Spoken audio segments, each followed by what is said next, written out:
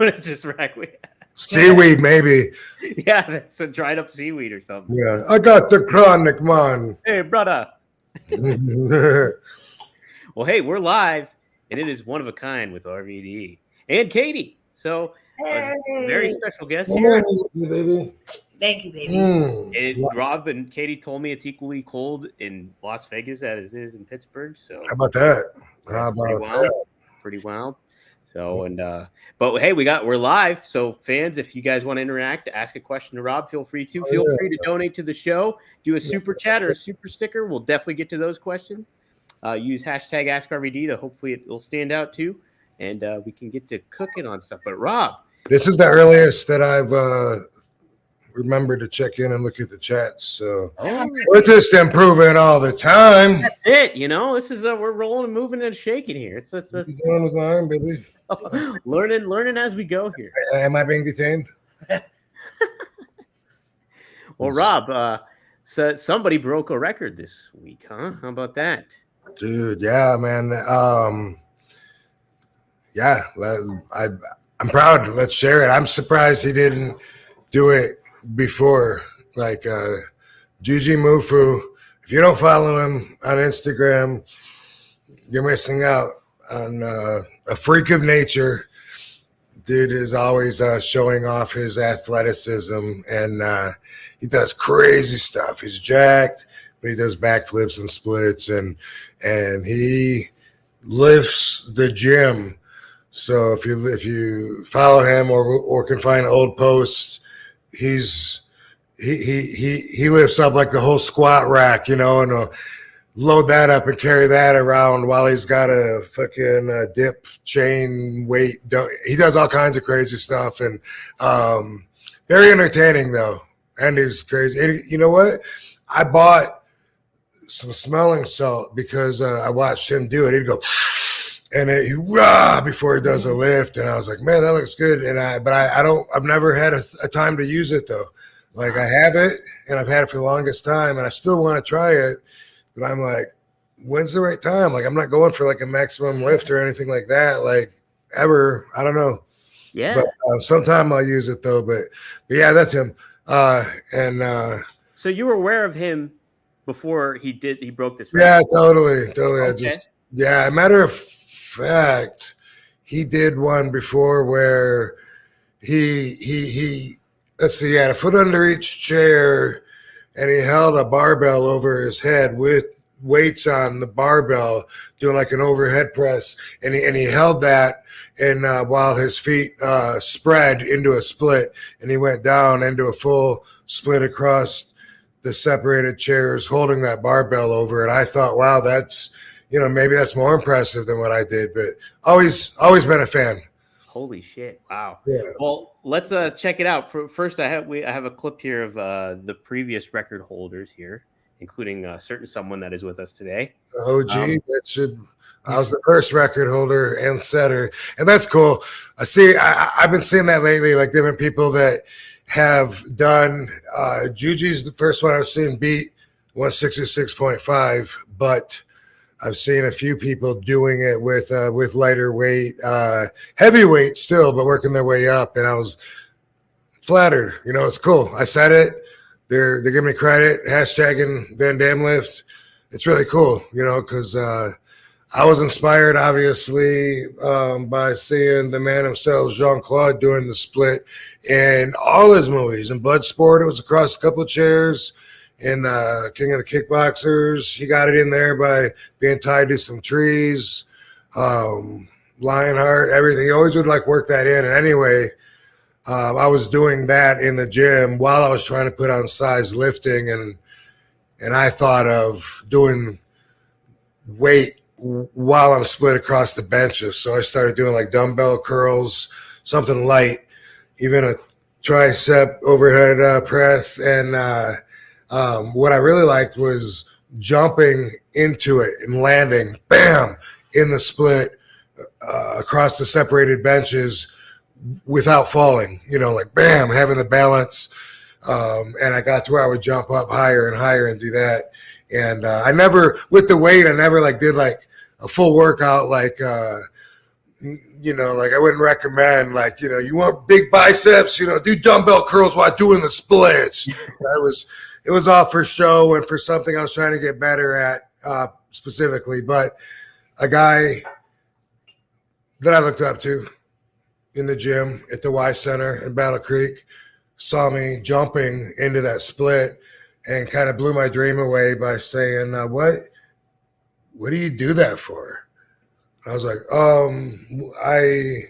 I don't know, it's fun. He goes, no, I mean, if there was a reason, I'd understand it, but you're going to blow your knees out. It's senseless.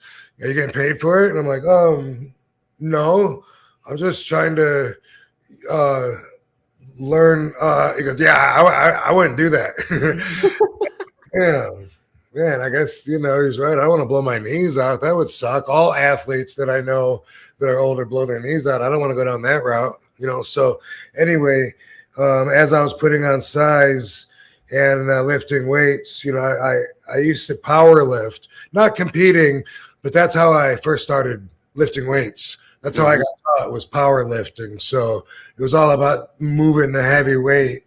I was benching over 4, squatting over 5, and now, for not being one of the bigger guys from my day, sometimes when I hear what was impressive by their standards, I'm like, damn, really? Like, I was not that far out of the ballpark from what some of these big jacked up guys were doing. I just didn't look like it, but I did put on some size and shit.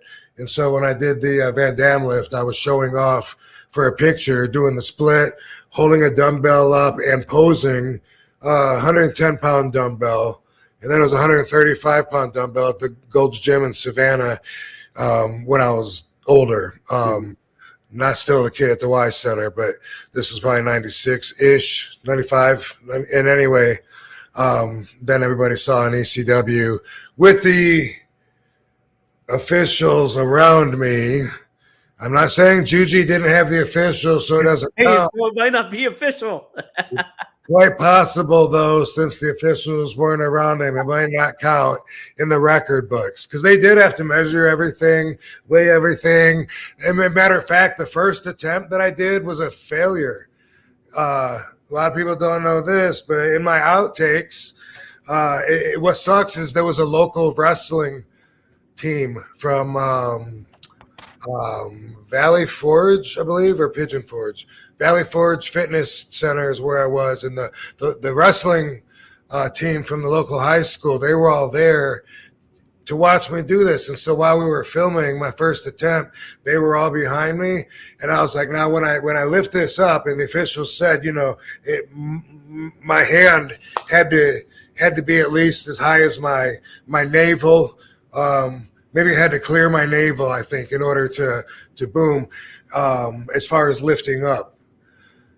And I had a weight belt on, and as Juji found out, the dumbbells aren't really made for doing this. But my first attempt, I said, okay, when I get it up there, because I'd never done more than 135, but I just knew I could. I didn't doubt it. I was like, when I get this 166.5 up, it'd be cool for the camera if everybody was chanting RVD, RVD, and they're like, yeah, let's do it, RVD. Everybody was all fired up. Fonz was like, yeah, Daddy, let's do it. All right, let's go. Blowing his whistle, RVD. All right, cool, let's try it. So, all right, cool, ready? Boom, I'm RVD, blah, blah, blah. Watch this shit. And I'm lifting it up, and then it got stuck on my weight belt. The top dumbbell got stuck, or maybe it was the bottom dumbbell. Either way, it was stuck, and I couldn't lift it. And I only had like 2 inches to go, but I was like, and the more I pulled, the more energy I was wasting, but it wasn't going anywhere. It was stuck on my weight belt. I dropped it. There was no RVD chant. It was just failure. It was like, oh, I had to, de-split myself. And the team had to get on the bus and leave. They were going to a meet, somewhere. And so I missed that opportunity. And then what I had to do was make my own dumbbell by putting all the heavier weights on one side of the dumbbell, and then the lighter weights, the smaller weights on the top side, so that the top side would clear my belt, I guess, and then the bottom side, I guess if it was stuck, I still got my hand high enough. There was a lot into it, and if you look at the Christmas tree shaped dumbbell in the OG record setting, you know, that's something you'd have to have a really trained eye for, I would imagine, but that's a true story behind it. So the second attempt, boom, I got it. The judges were like, up, you know, and gave me a signal to go ahead and drop it. And I missed that part of Juji's. But anyway, he said he had 80. Yeah, 150-pound dumbbell, and then he taped, I guess, 3 10-pound plates to it with duct tape or something. So. Oh, shit. Well, now, Rob, did you ever figure out, though, if it was doing the lift itself with the dumbbell, does it end up kind of being beneficial for you, or were you more still concerned about your knees when you would do it? I think it's more of a show-off thing in general, but, I mean, there's proof of people that really push themselves, and they're freaks. If they're not already genetically contortionists, there's a lot of people that you can see that go way past a split, you know, and their body goes way down and the legs go way up and it looks freaky. And I imagine they must have got that way from really pushing themselves, unless they could just always do that, like I said, and they're just a genetic freak. But I do think if that was someone's goal, you know, then if you keep at it, then I do believe you could go past the normal standards, you know, just like National Geographic magazine. I learned about in the African tribes how they would put all these rings on their neck just to stretch their neck. And if you do it enough and they wear it long enough, guess what? You are a giraffe. So the physical body will adapt. If you want to maybe take a nap in the Van Damme lift split position and see how you are waking up. Yeah. Like even back in the day, tightening the corset so much and the waist being so small, like waist training. If you do that, the consistency, your body will just adapt to it. So I got to move. So it wasn't just for holding it for the minute, but also training your body, huh? Yeah. That's okay. You can leave that on the ground. Okay. We have the video here too. Put that on something I needed. Ooh. My beverage. Yeah. You got you got the video of me doing it? I got the video happening. Yeah. Let me put up the share screen again real quick. All right. Now these are like the top 3 people before Juju did it here. So let's share this out here. I'll pull this up and hit play. I love you. I love you. Yeah. All right.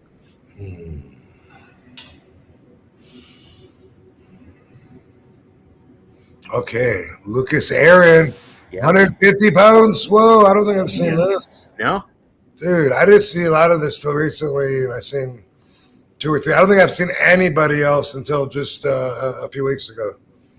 Dude, just the split. Yeah, bro. Up. Boom. I think it's got, dude.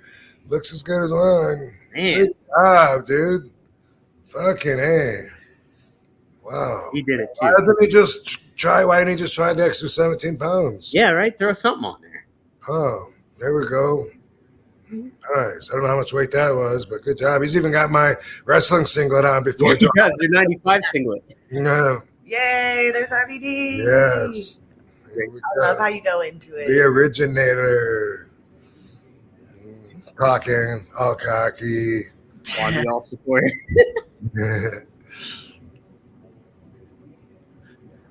I thought you were doing it one-handed at first when I saw it. Right. Obviously, I'm very comfortable in that position, just chilling. Yeah, yours goes deep as well. You can't really. Wait, is that no? That is the 166. Okay, yeah, you can't really tell. Like I said, the dumbbells on one side are the smaller plates, but you can't really tell. I guess. I think that might be the first time, possibly, that I called myself the whole show. Oh, really? Wait, is he going to do it? No, I thought so too, but it's just the end of it. He didn't say nothing. What did he say? Oh, they just put a clip of him in it. Yeah, just say you approved. I wish he said something about it, man. I love that guy. That guy was so cool when I did was you there. meet him? Yeah, when I did the draft picks. Oh. Remember we recorded something where I come out of my office. Yeah, oh, that's what had the card upside you down. had the card upside down. You're He like, was oh. in it, yeah. But yeah, I thought he was a really likable dude, and answered questions I was asking him about peptides and stuff that I was just learning about. And yeah, and plus when I see him play the guitar to the dude coming out, I loved how committed he was to it. Oh yeah, he was definitely committed. It'll be very interesting to see where he lands because he's a free agent now. He got released, and so he's such a talent. Like, he's gonna land somewhere.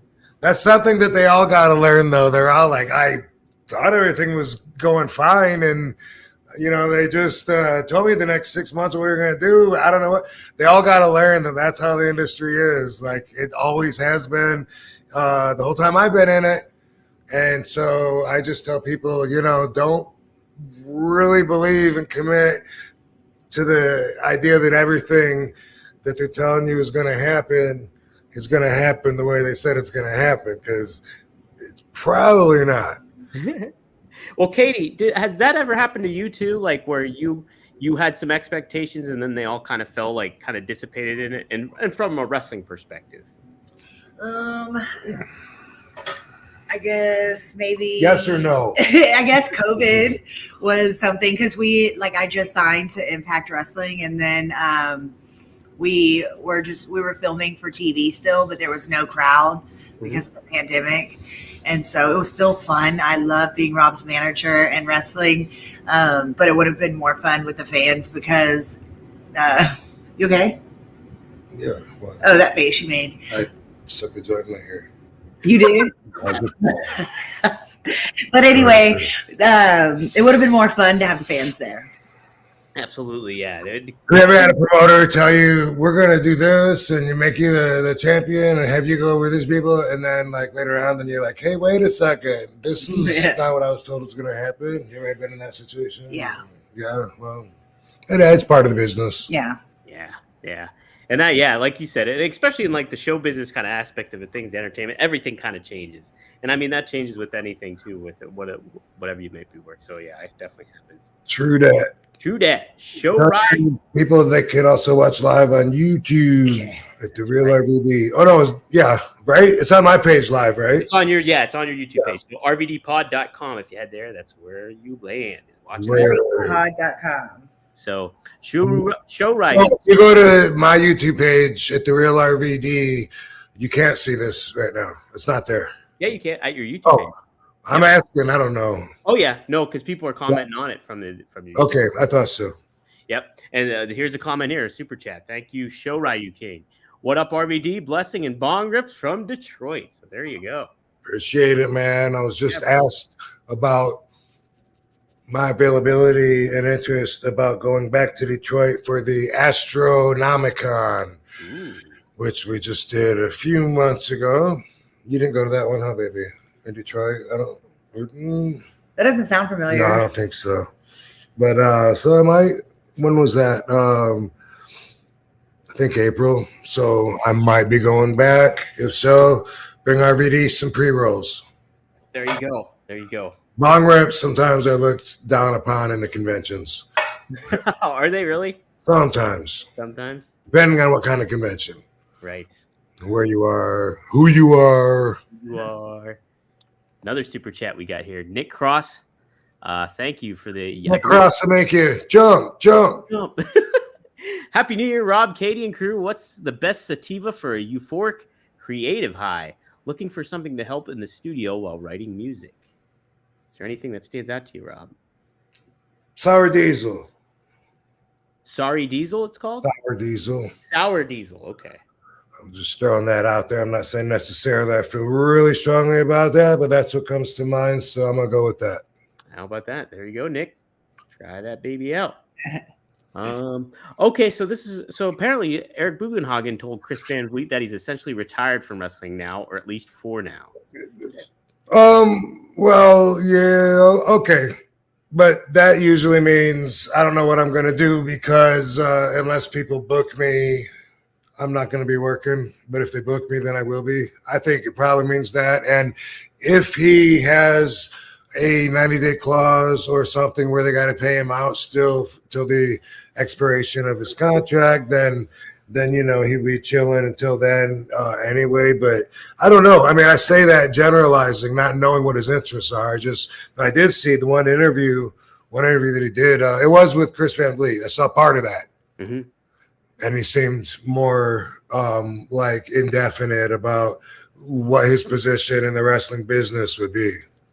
Yeah. I mean, if you're only a free agent, if you're in the industry or attached to it. Right.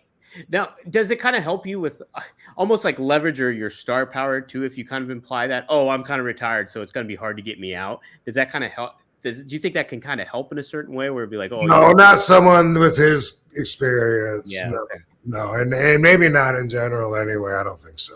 Okay. Yeah, that's pretty interesting. Now let's watch the record breaker here real quick. I forgot to share even him doing it. So. Oh yeah, man, Juji Mufu. Follow him on Instagram. Dude is a freak, and I bet he breaks all kinds of records. In fact, I'm pretty sure I've seen him do it. I believe it, man. Jeez, he's like, you can tell he's got some momentum behind him there. So let's take a look here. Here it is. Oh yeah, the girl too. Yeah, I was gonna share that picture too. So I like the way he goes into it. He's fucking. You can't hear the audio, but he's like, "Let's go!" Jumped up into it, jumps down. 180. Yep. Yeah. Little roll, little double bicep. All he's missing is doing the thumbs at the end. Yeah, right. Yeah, that would have been cool. Next time, motherfucker. Juju mofo. Get some judges in there, so it's officially official. Hey, right, man. This ain't no backyard kind of promotion here. But what if those were foam weights? The all around Weightlifters Association. Everyone knows that. Right.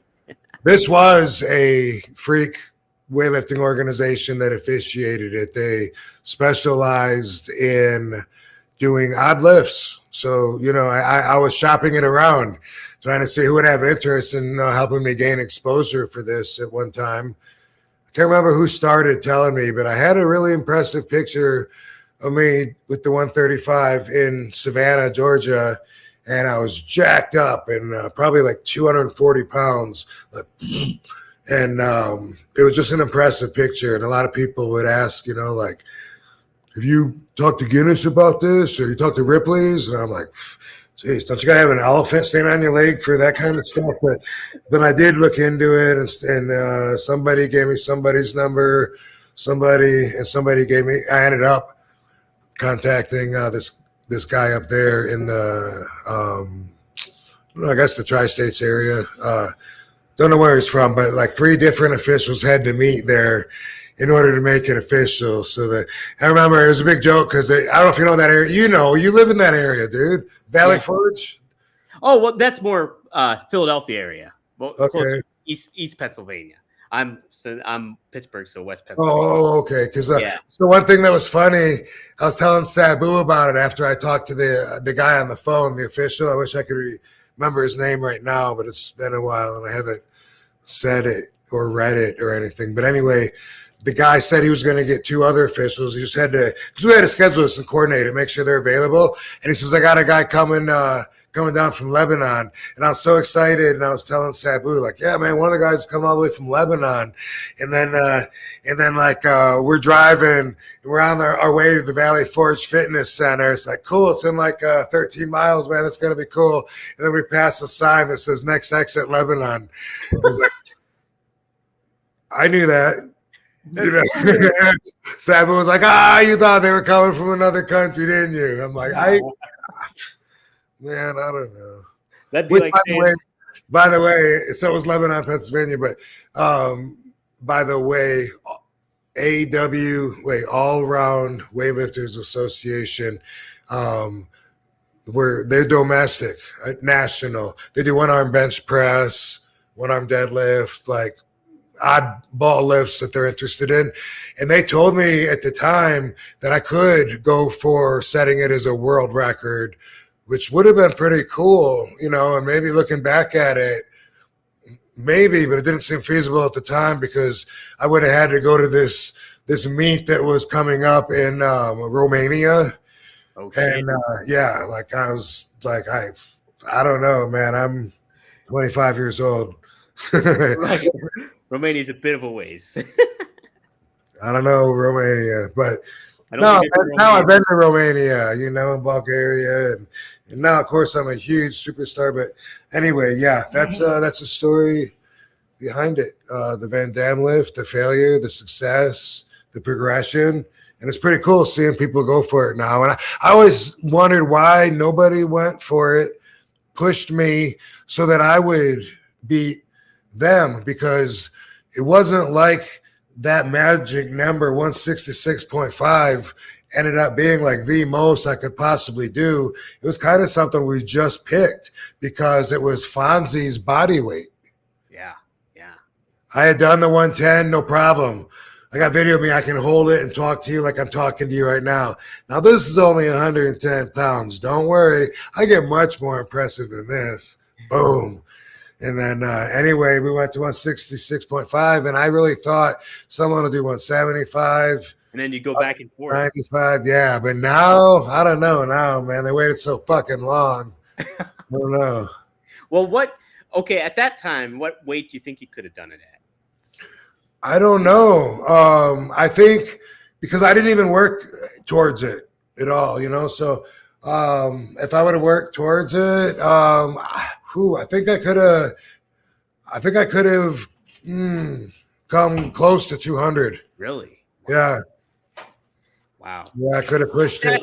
Do you credit a lot of that ability to do something like that? Not only, obviously, you're flexible, but I mean, like flexibility, strength, and balance. You have to have all three, or you can't do it. Okay. And you have to not just have them; you have to be extremely well gifted in all three in order to do that. Oh yeah, I could imagine. And well, I was just going to even mention, like, you all had that natural strength and muscle in your legs.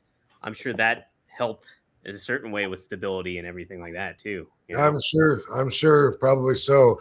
And I do feel it afterwards when I'm doing it with the weight, like the next day and stuff. I would be like tight in the groin area because I wouldn't do it for like months in between. And then when it's a photo shoot, hey, I got another pose I can do. You know, I just like pull it out. Yeah. Wow. Well, you set up a perfect segue for our first sponsorship, Rob. Not. It's not about pulling it out, is it? No, it's not. Okay. But I mean, Rob, you're known to work stiff, but hey, a lot of people want to work stiff in the bedroom all the time. Yeah, it's not about pulling it out, is it? It's not about. It is. Oh, okay. This episode is actually sponsored by Blue Chew. Let's talk about sex, guys. Remember the days when you were always ready to go? Now you can increase your performance and get the extra confidence in bed. Listen up, BlueChew.com. Blue Chew is a unique online service that delivers the same active ingredients as Viagra, Cialis, and Levitra, but in chewable tablets as a fraction of the cost. You can take them anytime, day or night, so you can plan ahead, be ready whenever an opportunity arises. The process is simple. Sign up at BlueChew.com, consult with one of their licensed medical providers, and once you're approved, you'll receive prescription within days. The best part? It's all done online, so no visits to the doctor's office, no awkward conversations, and no waiting in line at the pharmacy. Blue Chew tablets are made in the US of A and prepared and shipped direct to your door in a discreet package. So you can be missing out on the best sex of your life. And hey, Blue Chew wants to help you have a better sex. Discover your options at BlueChew.com. Chew it and do it. And we've got a special deal for our listeners. Try Blue Chew free, FREE, when you use our promo code. Rob, guess what our promo code is? Oh my God, I'm scared to ask, man. What are they telling what do the people have to say? RVD 420, one of a kind. No, that's too many letters. Too many letters. It's simple, Rob. It's RVD. Pod is RVD. Oh my God, baby. I'm a you're a Blue Chew promo code. I'm a promo code. What other height would you reach now after this? So yes, use our promo code RVD at checkout. Just pay $5 shipping. That's BlueChew.com. Promo code RVD to receive your first month free. Visit BlueChew.com for more details and important safety information. And we thank Blue Chew for sponsoring the podcast. So how about that? And to answer before anybody asks, I don't think I've tried them, but I will. They're sending me some. There you go. Give me some one time though, but I don't. I don't remember if I lost it or what. But I don't know. I'll let you know. Hey, baby. How about that? How about that? Well, what a start. Hey, my best audience all day long. Do you have this, baby? Sure. Well, so I don't know if you heard, Rob, but this past Wednesday on AEW Dynamite, your protege, your prodigy, Hook, is he's going to challenge for the AEW World Title against the hot dog saver himself, Samoa Joe. So that's next week on Dynamite. So nice. Interesting that those stars are crossing with one another after, we talked about Samoa Joe, and obviously you worked with Hook. What do you think of Hook overall? Like from that, I know you've only had 2 interactions with him when it comes to in the ring stuff, but overall, do you think he has that capability to reach a top star level, like in pro wrestling? Well, from what I know about him, absolutely. What I don't know about him is very important here because this sounds like a good matchup. It's probably a really exciting matchup if you followed the pathway that Hook is on and seen what he's overcome to find the obstacle that he has now with Samoa Joe. I haven't, unfortunately, been following the matches he's had since me, so I don't know that part of it. Otherwise, it sounds like, cool couple of guys that do some jiu-jitsu, some mat wrestling, with one of them being much bigger, much more experienced, and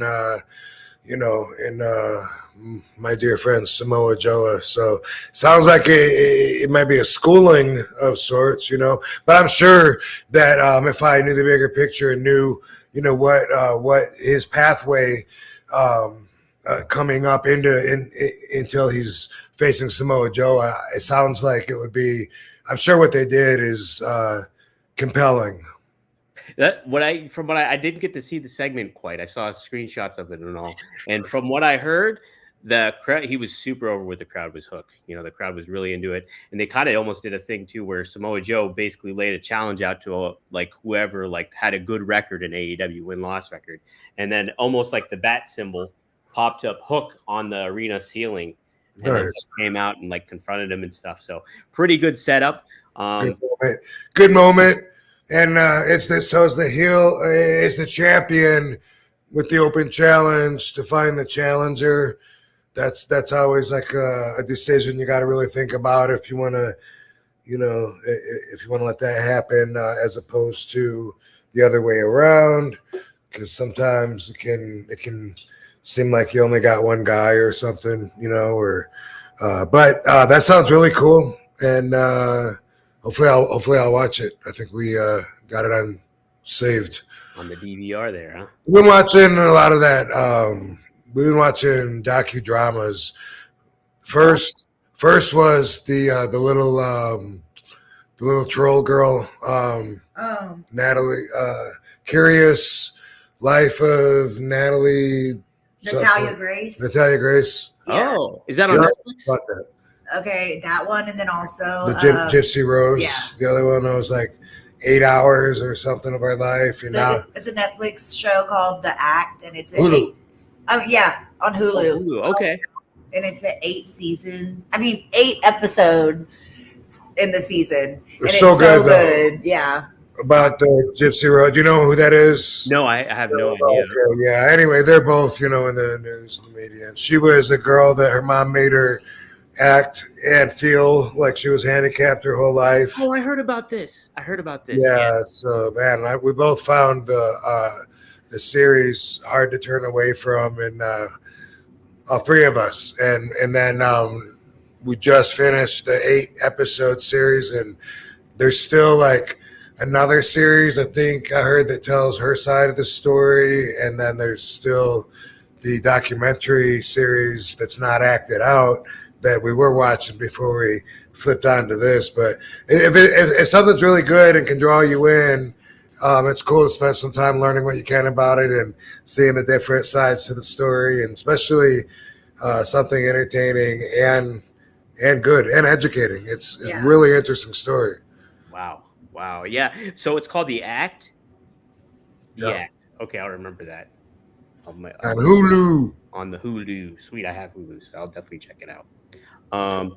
When it comes to so Samoa Joe just won the title basically.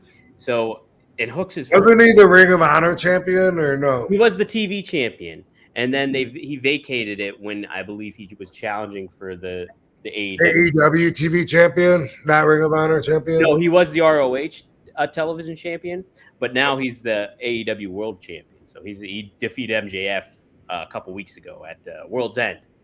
Cool. So Hook was going to be his first challenger, basically. And the kind of question I wanted to ask you, what would kind of be from I guess if you're doing from a wrestling perspective and thinking about it from the booking aspect, probably Samoa Joe will come out on top on that aspect of it all because it's his first defense. How would you kind of book Hook safely to make him still look strong after it's all said and done, being the smaller opponent too on that? Well, I'm writing in my notes to tell you not to ask me how I would book stuff. Okay. Future episodes. Okay. Noted. Duly noted.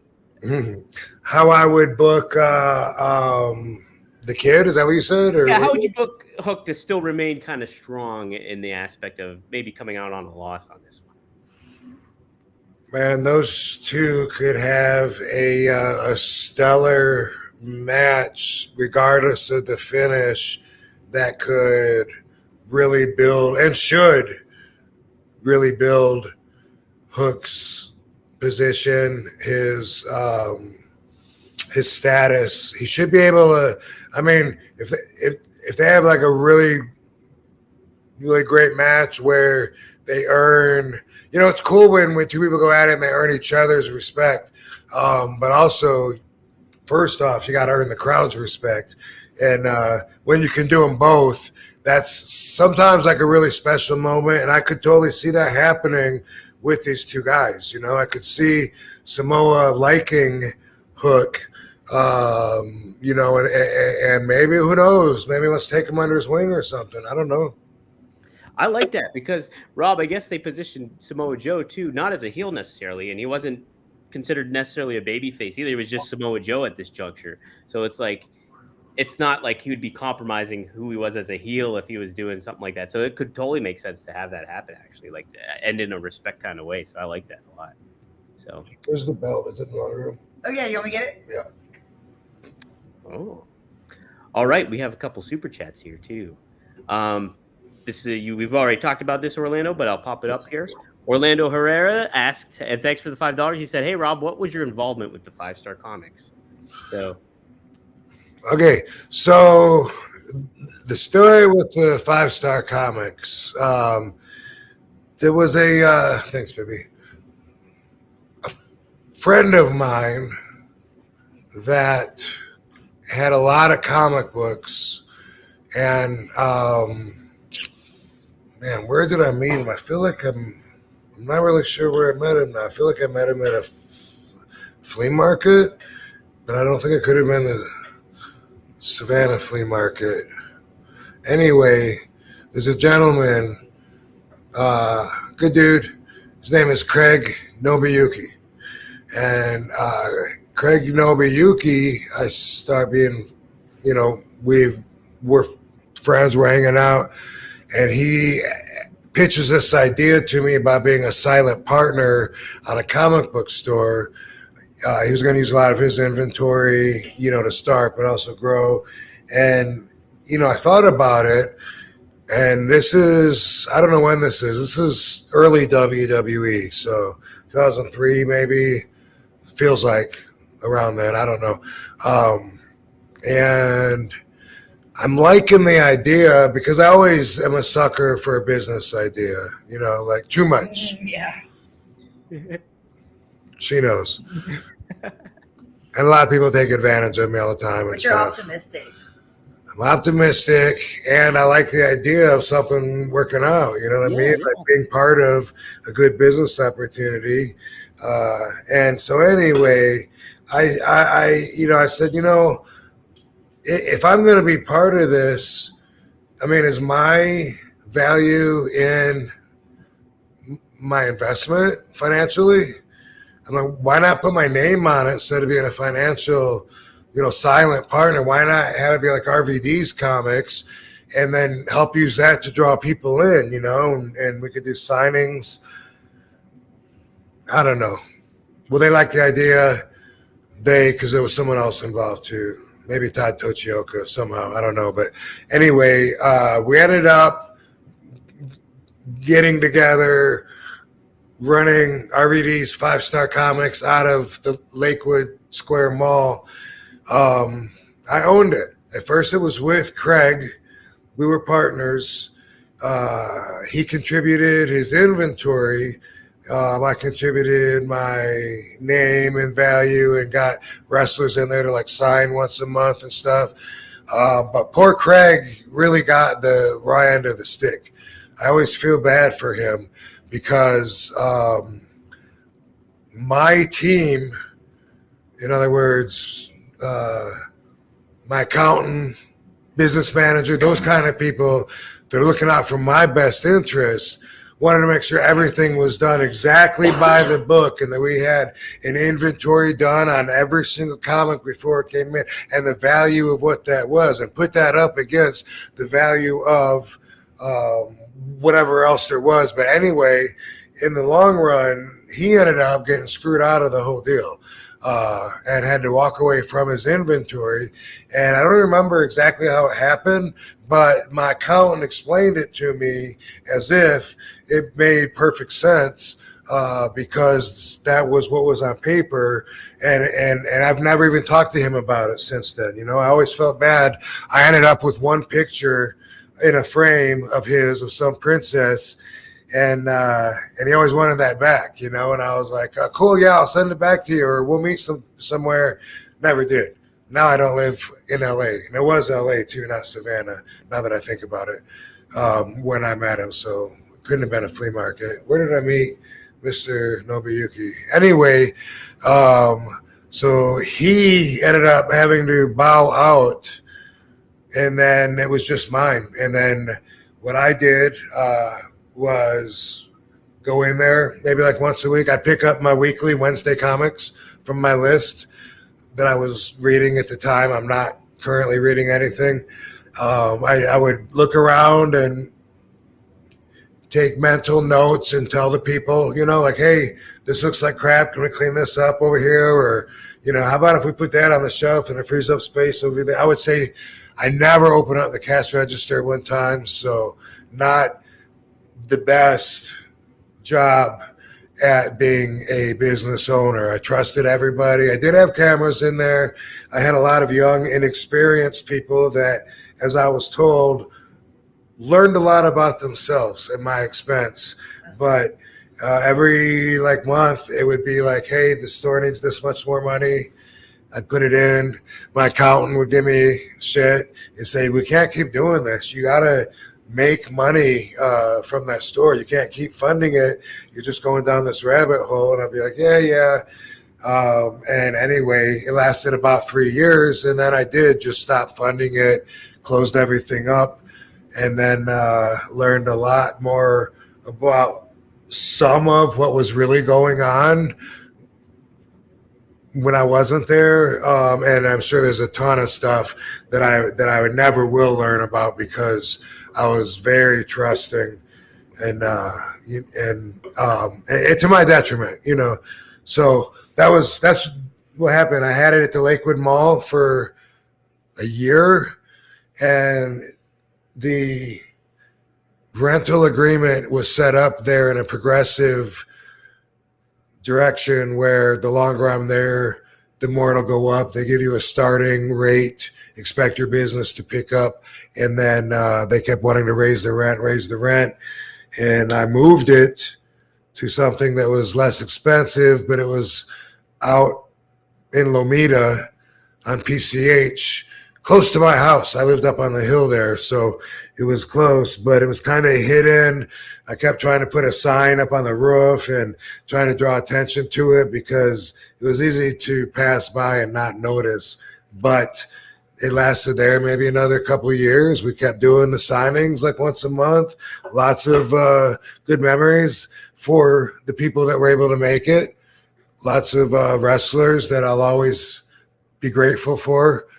For instance, because I was starting out, what I was doing with the wrestlers, they would sign and I was splitting the money with them. I was doing 50-50, which they didn't really necessarily know when they were there. They were like, all right, cool, thanks, whatever. Batista, and I didn't know, we were that good of friends. Yeah, this was way before Wrong Side of Town. Mm-hmm. He did the signing there, drew the biggest line we ever had, and then said, just keep it, good luck with the business. No shit. So that I'll never forget. You know what I mean? Like, he's cool forever in my book. So he doesn't even probably, I don't even know if he remembers that, but I'm sure he doesn't know that it means that much to me because I never talk about it. But yeah, stuff like that. But we had everybody though. Benoit was there, but Kane, Trish, Lita, Tajiri, Booker T. I have a picture collage of all the photos of everybody that was at my store, Hurricane, Tajiri, either location. And so I owned it, and I took I financed it, and I took the financial hit. Wow. Yeah, it's kind of a shame too, because like a lot of times comic book shops, there's such a passion behind it too, that like if you get the workers that care about it and everything like that, that can really grow into a kind of good business. It does depend on location a lot too. I mean, like that's sure. Like I said, I never even opened up the cash register. Like I trusted everybody like way too much. There were a lot of times over ordering, and so I was trying to get to the bottom of that. But besides that, I really should have been on it a lot more than that. I was busy on the road with WWE at the time. That's one thing that my evil ex actually admitted to, was she said that she regretted that she didn't help out more with the store instead of sitting on her ass when she was just 5 minutes up the road when it was in need of some proper management. But anyway, I got some really cool statues in the end. Hey, that's good. Yeah. Hey, nice. There you go. Ghost Rider ones? Yes. Nice. Some I got, I don't have any of it probably anymore, but yeah, I mean, basically had a lot of merchandise, eBayed whatever we could, boom, boom, boom, lesson learned. Yeah. Katie, has there been any business ventures that you kind of went down that you weren't, that kind of didn't work out, or you kind of had issues with or anything? I'm way more skeptical to things than Rob is. Mm-hmm. So I'm normally, if anyone comes to me with business ideas from the beginning, I'm just like, no, I don't want any part of this, because I've been taken advantage of in so many ways in my life to where I just don't even like the gamble. I don't even like the risk of it. Right. And like the time and investment that goes into it, I'm sure is like another aspect where it's like, that's, I'm with you on that, but I also feel the optimism too. So I'm like in between a lot of the ways. But yeah, it's hard to sell her on something, when it's a risk or a gamble. Even, if I'm excited about it sometimes, but it's all good though. Good balance. It's good to have that. The skepticism is always good. Yeah. Optimism is good too. So yeah. So there you go. We both learned from it, right? Yeah. Right. Mm-hmm. Yep. That's what makes opposites attract. It happens. Yeah. Yeah. It's like a yin yang. Yeah. Exactly.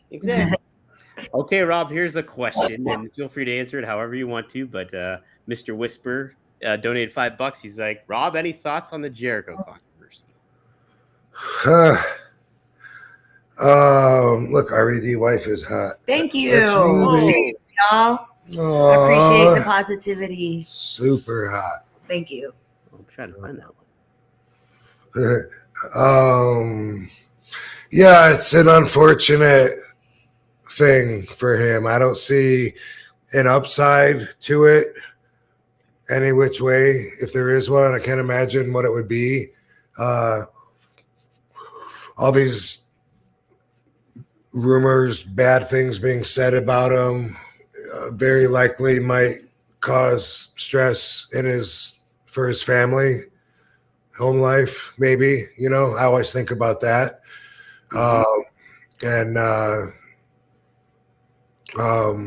It's something that I kind of feel like might just blow over, because it kind of seems like it has. Like, it seems like in a day or two, it seemed like, oh my God, wait till all these, you know, like there's a lot of pots that are simmering, you know, like they're about to, but then it seemed like, oh, I guess maybe not. So I don't know, you know, maybe the stress, drama, and eruption of the wrestling industry will be minimal. I don't know.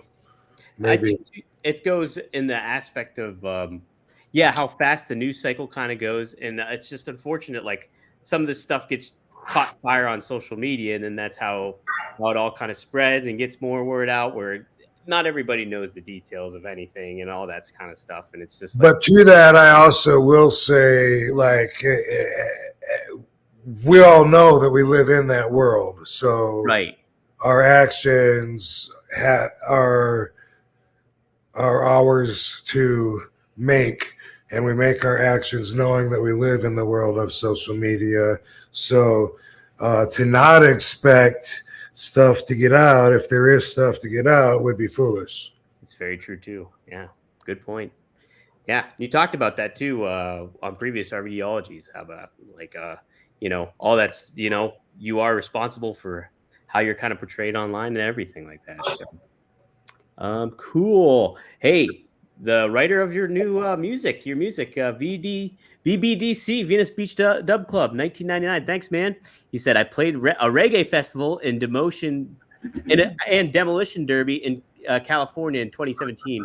RVD was also booked to receive some Cannabis award. RVD showed up late and ended up doing commentary for the Derby. Wonder if he remembers it. It was pretty trippy. Do you remember doing commentary for a Demolition Derby, Rob? Do we know his name? The guy that did my music? VBDC. I'm not sure. Yeah, if you want to chime in with your name, hook us up. Beach Dub Club. Yeah.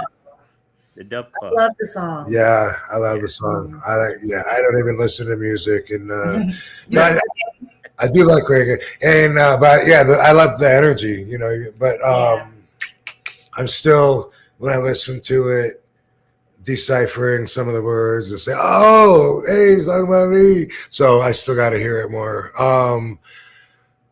Derby, California, 2017. There was a Cannabis award.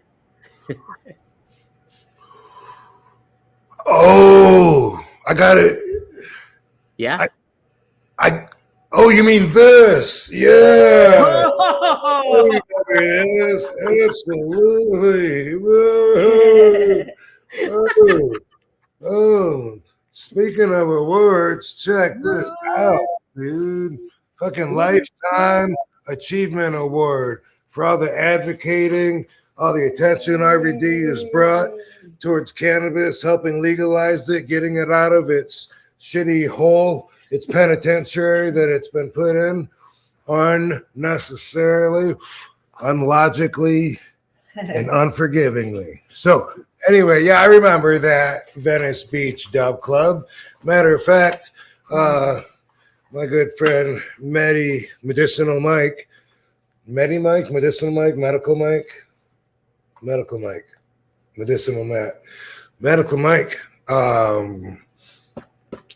does this, like, I think every year, and he gave Willie Nelson one, Tommy Chong one. Oh.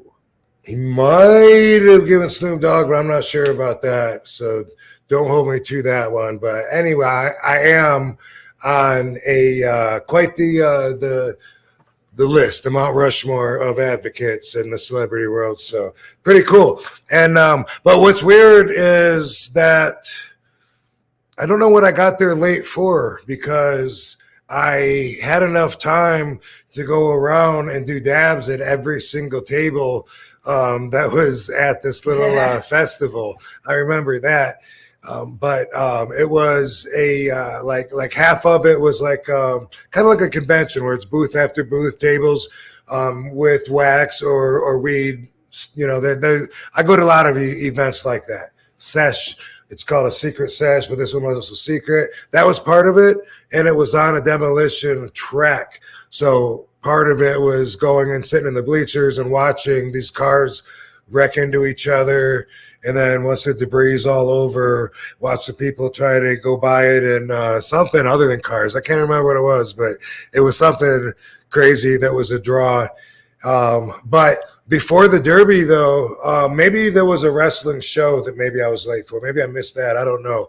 But I remember Mike bringing me around from table to table to table, and I just had the most amazing endurance that night. And dabs were fairly new. Like I was just building up, getting my condition to them, and had been doing them just for the last several weeks at that point in 2017. And I do remember before I went out that night, I came across a Adderall. And I'd taken Adderall, and I just felt energetic, and I felt like Superman. And walking up and down all the aisles at that mart, whatever we can call it. I need a thesaurus to come up with a better name for that. Anyway, everyone would say, hey, RVD, what's up, bro? Hey, you want to do a dab? I'd be like, sure. I was doing the biggest dabs. And like, thanks, dude. Like, wow, man, that's good, man. What is that, man? That's great flavor. I went table to table, and like, I only coughed one time, like at the very end. I was like compressing the hell out of myself. Like each time, I was like, oh my god, like that fucking. Maybe it wasn't a Adderall. Maybe it was a superpower underdog energy pill. That's what I felt like. Damn. Yeah. So at that point too, Rob, like now I'm a novice, obviously, when it comes to marijuana and smoking and stuff, but like you had such a high tolerance level for that it like, you weren't too affected. You were affected, but you weren't affected to the point where it's like, beyond control or anything like that. Yeah. And it just like anything else, it depends. Well, like most things anyway, it depends on how much time you spend doing that. You know what I mean? So like when I met Katie, doing dabs was my consumption of choice, and I would just do it all day. Dab after dab, when I'm sitting around smoking, you know. I mean, I do other things, but then I would come back to it, and sometimes I do other things. But anyway, I was just so conditioned to it that when people would come over to my house to smoke with me, a lot of my friends, it would just fucking put them out, and they wouldn't realize it. You know, I'd be like, are you sure you want a second one? They were like, yeah, if you're doing it. But I mean, I do this every day. Yeah. You know, like I smoke dabs. They're like, dude, come on, man. I smoke as much weed as you. I'm like, all right, 2 dabs, tops. 3 dabs, too much. If they've never done it. I lost Medium Rob. I lost James. I lost that one comedian dude that came over to Tim Chismar, and maybe someone else. And all these guys, they take it, and then all of a sudden they're just like too high. 3 of them I lost because they went to the bathroom and just never came back. Oh shit! Yeah. What are you doing in there? Staring in the mirror. Yeah. Really? And the other guy, the comedian guy, he sitting there, he just switched. We were doing a business talk, and he switched. The only thing he would say was, you motherfucker, you got me. Oh my God, dude, I am sorry, you motherfucker. I was like, dude, I told you, you motherfucker. Oh my God, you got me, you motherfucker. I'm so high. And I was like, bro, I told you, don't do it. But anyway, it just depends on what you're used to. Like you smoke a lot, you know. I smoke I roll them, so they're pre before I smoke them. I don't roll them as I'm smoking them. Yeah. They're not during rolls, they're pre-rolls. But no, I smoke mostly doobies, and so a lot of people will, if they hand me a joint, and they say, bro, all you need is a couple of puffs off that, man. This shit is, it's like, dude, fuck off. You're not me. You know what I mean? Like, why? That's so stupid, but that's RVDiology. Everyone's got a different perspective on everything. But yeah, so anyway, because of that, right now, dabs will kick my ass. I'm coughing. If I do more than 2, I'm probably going to stare at myself in the mirror because I don't normally do that as it's months go by in between it. So they pack a greater punch than smoking joints. Yeah, it's like a bong hit, except for you're doing a concentrated, high-ass fucking amount of everything in the plant that gets you high compressed into a tiny little piece of wax of different integrities, and then and then super high fucking heat, 400, 700 degrees, burning it so that you get the whole thing like boom, it's gone, like all at once. So there's nothing that compares to it. There's guys that we know, like on Instagram. I haven't seen him post in a while, but you see him all the time at the Secret Sesh, which is one of these conventions that was every week in LA. Maybe it's still there. These guys were super cool. Used to sometimes get some product from them. Hi, D. Hi, Robbie. And anyway, I was just telling Dee this story yesterday, actually. Oh, were you? Yeah, I remember that because she was asking about dabs because I was like, man, I got to pull the dabber out. And it's been so long. But these motherfuckers, like I'm saying, you get like a little ball, a tiny little ball of wax, and it's like so concentrated. It's got like all the wax, it doesn't have the terpenes and everything, but it's got like all the crystals anyway. These motherfuckers that are conditioned at it, they'll pull a big string out of it like it's taffy, all fucking stretched out. Sometimes they'll do like a 2 foot fucking. They'll take one guy with the lighter, another guy's holding the fucking rig, and another guy will be holding this like 2 foot, maybe longer. I might be underselling him, but at least I've seen at least 2 feet of it. It looks like taffy, like stretched out, and it's all high concentrate wax. And he's just, and they're lowering it as it's going into his lungs. Oh my God. And then it'll be like Godzilla, and not even fucking cough sometimes. Like that takes some serious conditioning. It just depends on what you're used to. Right now, a bong would make me cough my ass off because, I just not conditioned for it. I could probably do like a quarter of a dab and be flipping the fuck out.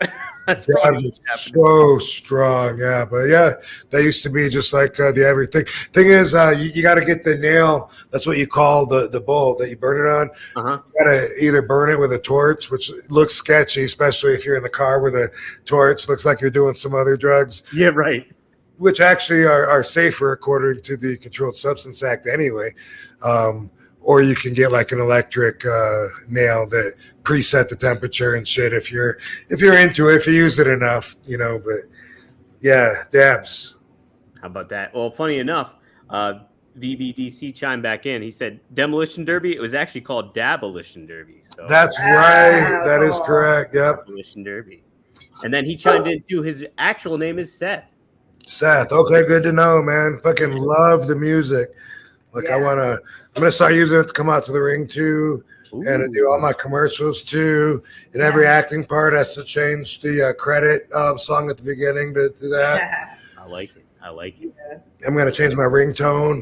Your ringtone pops up. Yeah, I love it. What is it? What's your ringtone now, Rob? Is it Warrior?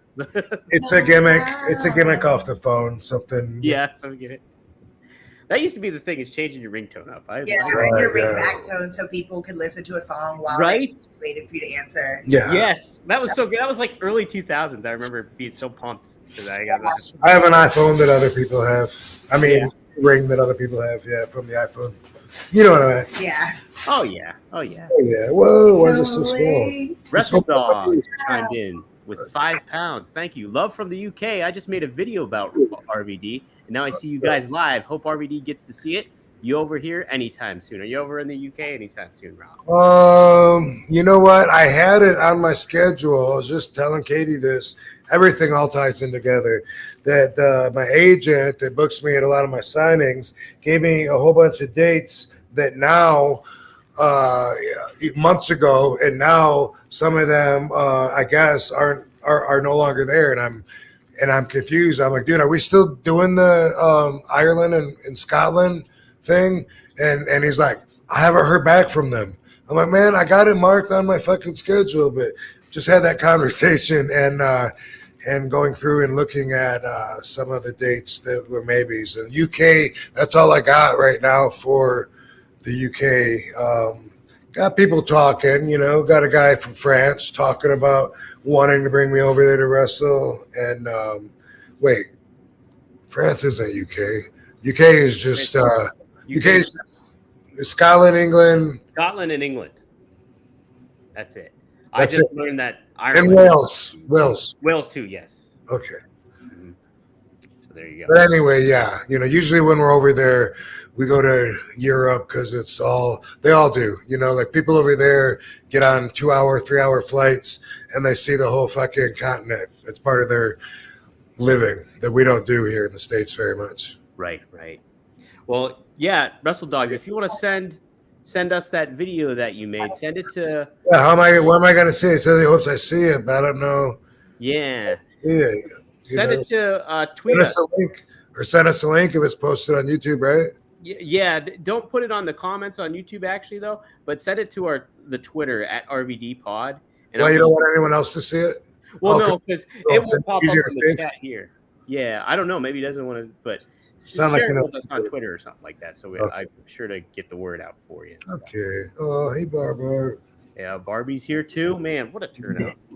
We had over 100 people here in the chat. So can I turn the heater off? Sure.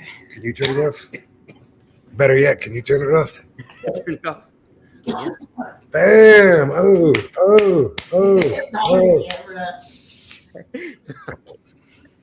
Gem the Dawn, $2. Any skating / surfing / snowboarding experience? I'm showing my skate tattoo.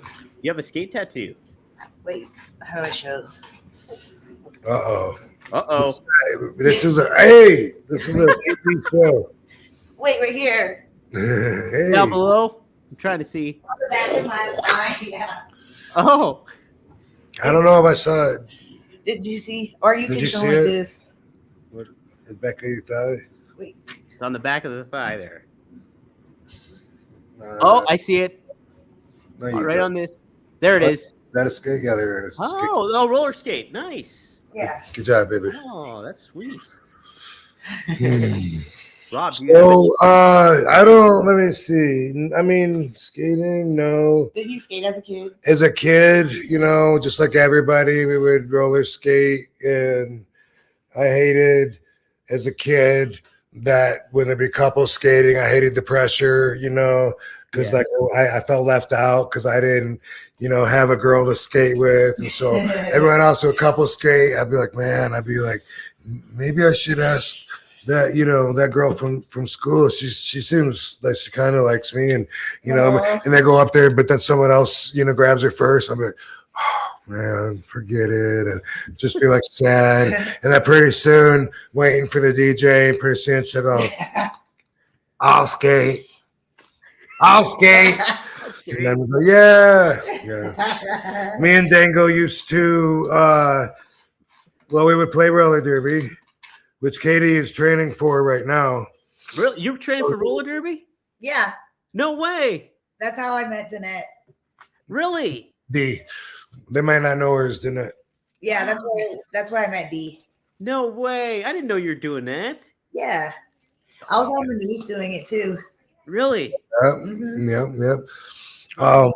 But me and Dango would do that, try to get away from each other, find each other, and elbow each other really hard, and we were just goof offs. So we would do shit like that, and other friends that would go there with us too, usually me and Dango were the goofy ones, you know, that would be elbowing everybody, but they would be our targets too. We had a couple friends that would usually just laugh at all the stupid shit that me and Dango did, like Brian Livingood and Rob Smith and some of those guys. I miss them, man. They're good guys. And, they're good people, damn it. We got good people here. And one of my favorite things I used to like doing was when I would see somebody ahead of me while I'm doing laps, you know, somebody that I know a target, was to time it so that I would get up and get like right behind them. I'd skate fast to get up right behind them and put my hands on their hips, like right before we're coming to the corner, and wham it and push them hard as I could so that they would fly into the wall and miss their turn and go smack. So Just a lot of chaos. Yeah, that's the most. That was my agenda when I went skating. You know, I never quite got the double skate, I'm afraid. And you know, of course, there was the vending machines. I like those. Those are nice. Yeah. Snowboarding, no. But I did slide down. I sledded as a kid a lot, you know, plastic sleds, a little bit of tobogganing. And there was a big hill right by where I lived. So it was like right there, half a block away. So I would walk to there. Had a lot of fun. That was like an everyday thing in certain seasons. Used to build ramps and then go up there with water and make it solid ice and stuff like that. I remember pouring ice out in the road in front of my house, or water in front of the house, because I thought if I made the roads icy, maybe they would cancel school. Yeah. Just your block you tried to cover at least. Yeah, because sometimes school would get canceled. Yeah, right. Sometimes it was because of icy roads, and I don't know. I don't know. I guess I thought the tester was going to come right by in front of my driveway. I don't know. Oh, I got to cancel school. The street's done. You really have the bigger picture in mind yet, I guess. But right. bucket of water. Please, God, please. Rob, did you ever do hockey at all? Or did anybody try to recruit you for hockey? No. Just a little, you know, that was one of the strangely required things that you got to go through in phys ed class up there. I don't know if that's everywhere or no, it's not. Okay, so yeah, just like, you know, we would do soccer and baseball and football. Hockey was one of those things where you had to play for so many weeks out of a semester during gym class, you know. I don't even know if they make you do any of that anymore, because it doesn't seem like they should. And I've said that before too, that the whole idea seems weird. Like, why did I have to have a taste of so many different other people's lives that I will never, ever use, you know? Mm-hmm. You know, and, you know, whether it's easy to look at like algebra and say, I'm never going to use that. But when you think of everything, like, why do people that aren't athletes, why do they got to go through football and you know, and soccer and baseball? And I mean, they're going to be an accountant sitting behind a desk. I just don't know. Why did I have to go through music class and choir class? I hated that. That was so embarrassing. Oh my God, it's traumatizing as a kid. If you're shy and they're trying to make you sing alone, you know. Did you ever have to do a solo, Rob? Did you ever have I mean, yeah. Now I don't think like in front of a lot of people, but in class, everybody did. You would do one-offs, go down the line one by one, and it's like, hey, everyone else has to do it. You do it. Why? Why that pressure for a fucking kid? I don't know. Why do I mean, I could use some of that room in my head right now if I could free it up instead of knowing the words to "Don't you step on my blue suede shoes." Right. I don't need to know that shit. Let my mind take up some better real estate with that than that. Yes. Right? Jeez. But I hated that stuff. You know, some kids were good at it. And I guess maybe part of my answer, the only thing I can think of is maybe to find out what you're good at. But I don't know if that's enough. I mean, maybe like the kids that really sang good in choir, maybe they wouldn't have discovered their secret talent if we didn't have a choir class. But I don't think so. I think that's bullshit. I think they sang in church on Sundays. They already knew. That's why they signed up. They wanted to show off, the little bastards. And, you know, it's just like forcing someone to dance if they don't dance. Why did I have to dissect a fucking frog? That was disgusting. Oh, that was not. Oh, they smelled awful too. What's that? They smelled awful too when you would do it. The smell of formaldehyde, like whenever I go, it's such a recognizable smell now for the rest of my life. I feel like I smell things. They're like, that smells like fucking formaldehyde. But yeah, cutting him and ripping his fucking skin open and pulling out his spleen and shit. I don't know that should be a requirement for every kid in their life to go through. And why? When am I going to use that? I don't know. And at that juncture too, like you're basically in high school. So if you had a passion or an interest in like all the anatomy and all that stuff, you would have gone into it at some point by then. Why do you necessarily have to, hey, I got to cut open this fucking dead animal and take a look inside of it and see what it's all about? It was junior high for me. And I remember dreading it just because it was one of those things that everybody knew. Yeah. If you're in biology and if you're going to, you know, eventually towards the end of the semester, you're going to have to dissect the frog, you know, and you just knew that going in. And I hated the thought of it the whole time, you know, so a lot of people, you know, probably didn't need to take typing because they're fucking baseball players or whatever. But you get the point. I don't know how they come up with the required classes. And I guess, like I said, if the meaning in the answer isn't just to give them all a taste of something to see what they're drawn to, what they have an affinity towards, what they like, what they are going to possibly want to do. If that's not the answer, then I don't know what is. And if that is the answer, why do we got to spend so long on it that I got to learn all the rules to hockey or else I'm going to flunk? You know what I mean? Like, right.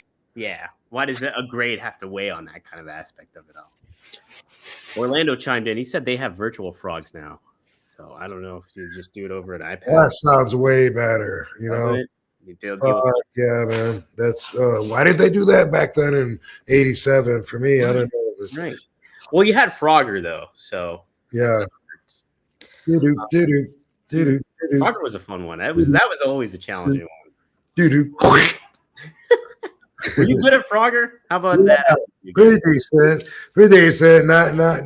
That wasn't one of my games that I could last for an hour and just crush it. You know, once it was like really, really, I got pretty good. I had the home gate version on my Atari 2600, so I got to where I could get you know, pretty far. That was fun. I like that game. I might download it on my phone. All right. We'll close it out with this final wrestling topic here, and then we'll do some RVDiology if you have one, Rob.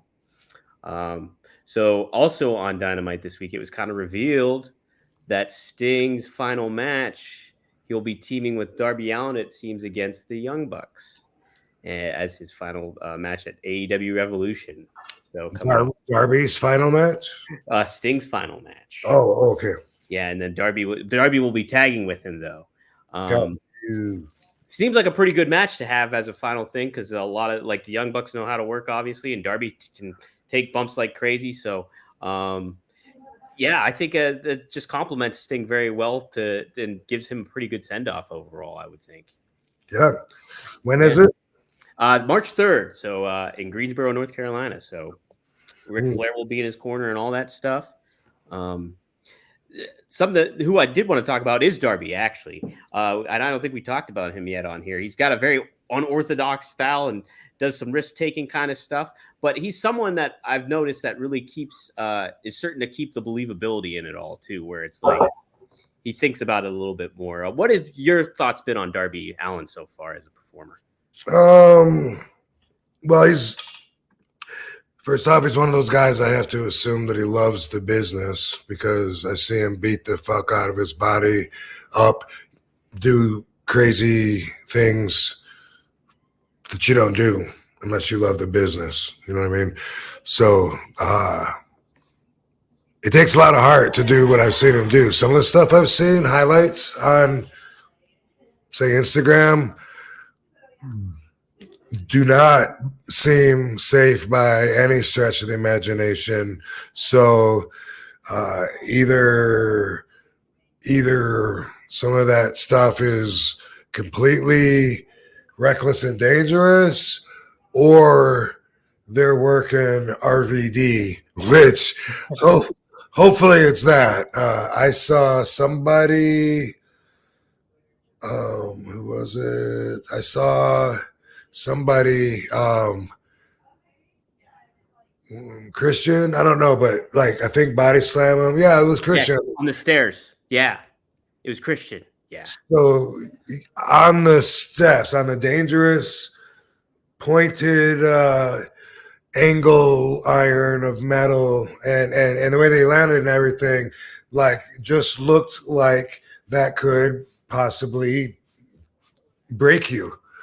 And so I've seen a lot of bumps like that. And so I guess that's his niche. That's his gimmick, maybe.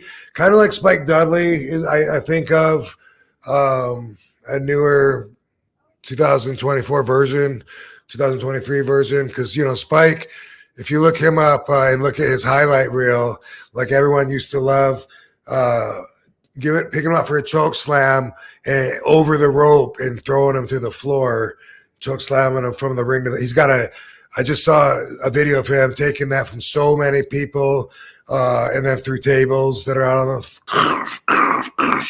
the, and sometimes no tables, just on the floor, choke slam from the ring, over the rope, boom, all the way down to the floor, and that is something that you can't really teach somebody. Here's a safe way to land to where you're not going to get hurt. You know what I mean? All you can do is, if you have enough experience, to try to distribute your weight as opposed to getting your elbows or knees or ankles where you don't want them, through enough experience, then you can like hope for the best.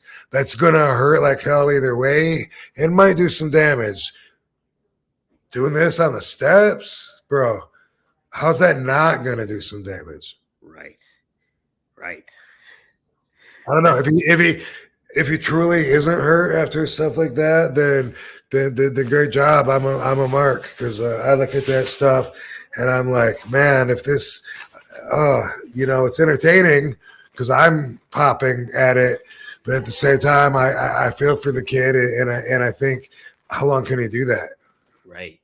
I like him just as a persona, and like what he kind of does, and I think his pairing with Sting like elevated him, and it's just like a lot of that stuff you can be selective at when you pick and choose to do those kind of moments, but I would make them very selective, and like just to preserve your body and to just be able to elongate your career, so to speak, you know?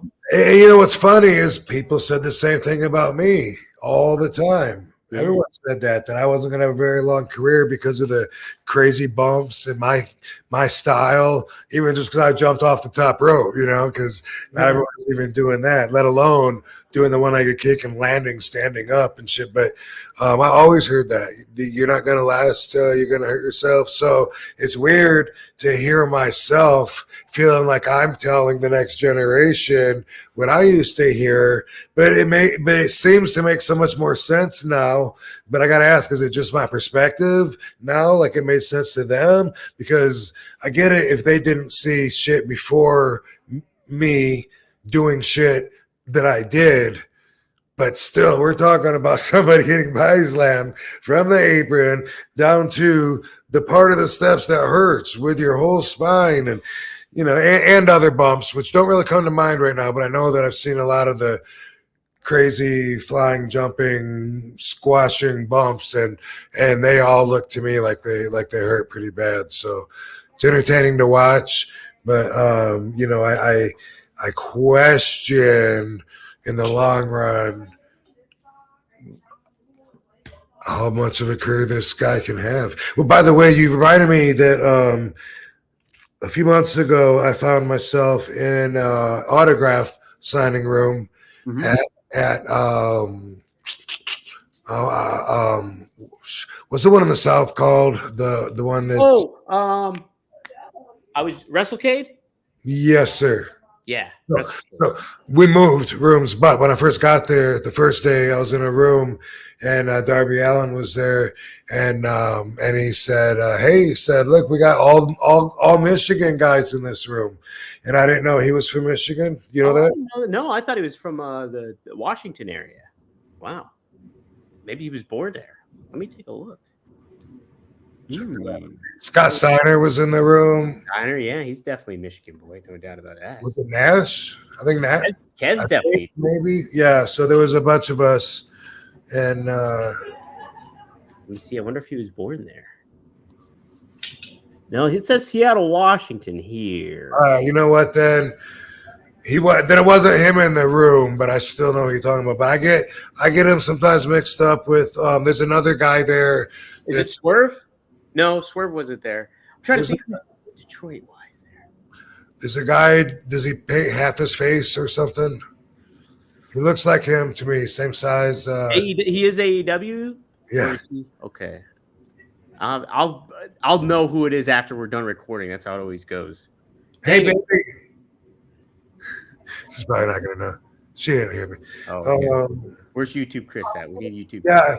In AEW, there's a wrestler, a littler, smaller dude with blonde hair that I get confused with Darby Allin, but it's not Darby Allin. Do you know who that is?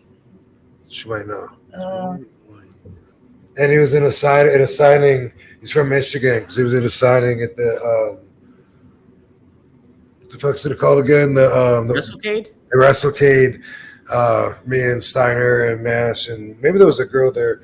And he was there, and he was like, "Hey, everyone's from Michigan." But when I saw him, I thought he was Darby Allin, but he's not. You don't know? Okay. I'm trying to think too. Dang it. I think like if I was to draw them, they would look the same. I think it's about the same size. Orange Cassidy? No, no.